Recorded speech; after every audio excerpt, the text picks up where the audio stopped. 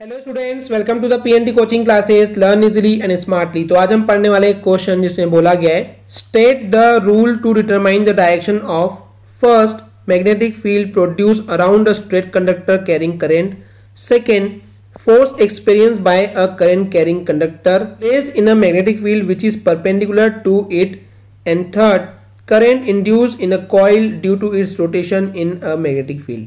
तो इस क्वेश्चन का मतलब है कि आपको यहाँ पे स्टेट करना है, यानी कि बताना है वो रूल्स जिसके हेल्प से आप डिटरमाइन कर सकते हो डायरेक्शन, किस चीज़ की डायरेक्शन निकालना है, डिटरमाइन करना है, यानी कि पता करना है।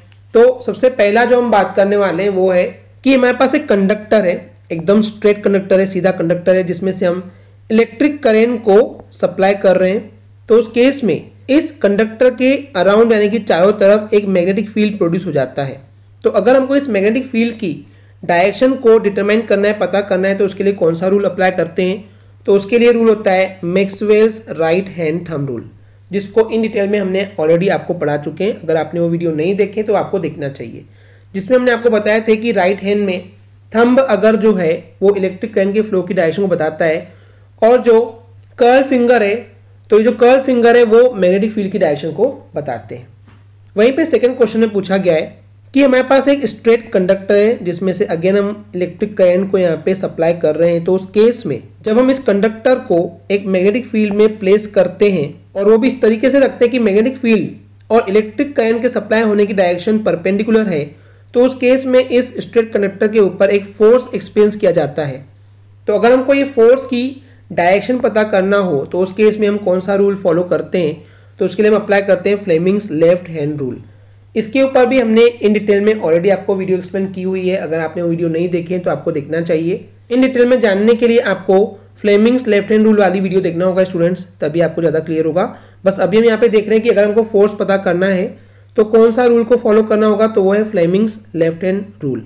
ओके, ये इज मिसप्रिंट हो गया है, ये इज नहीं आएगा। Okay, Fleming's left hand rule. Third question में बोला गया है कि हमारे पास एक कॉइल है। कॉइल क्या होता है हमने बता चुके हैं कि इस तरीके से एक राउंड राउंड राउंड करके ऐसे इस टाइप से सिलेंड्रिकल शेप पे जब हम कॉपर की वायर को राउंड करते हैं तो इससे जो ये स्ट्रक्चर बनता है इसको हम बोलते हैं कॉइल। तो जब हम इस कॉइल में से करंट को इंड्यूस करते हैं यानी कि फ्लो करते हैं, तो उस केस में जब इस कॉइल को हम एक मैग्नेटिक फील्ड में रोटेट करते हैं, वहाँ पे रोटेट करवाते हैं कि वहाँ पे मूव करवाते हैं, तो उस केस में हमको इस करंट की डायरेक्शन को अगर आइडेंटिफाई करना है तो उस केस में आप कौन सा रूल अप्लाई करेंगे? तो उस केस में हम फ्लेमिंग का राइट हैंड रूल यूज करेंगे। इसके ऊपर भी इन डिटेल में वीडियो हमने ऑलरेडी आपको बना के दिए हैं। तो इस तरीके से फ्लेमिंग के राइट हैंड थंब रूल से हम सिंपली इलेक्ट्रिक करंट के फ्लो होने की डायरेक्शन को आइडेंटिफाई कर सकते हैं। तो इस तरीके से हर एक रूल का अपना इंपॉर्टेंस होता है, उसी के ऊपर एक क्वेश्चन था। आई होप स्टूडेंट्स आपको एक क्लियर हो गया होगा। अगर आपको हमारी वीडियो से कुछ भी सीखने मिला या नॉलेज मिला तो प्लीज हमारे चैनल को सब्सक्राइब कीजिए एंड वीडियो को लाइक जरूर करें। आज के लिए इतना ही, थैंक यू।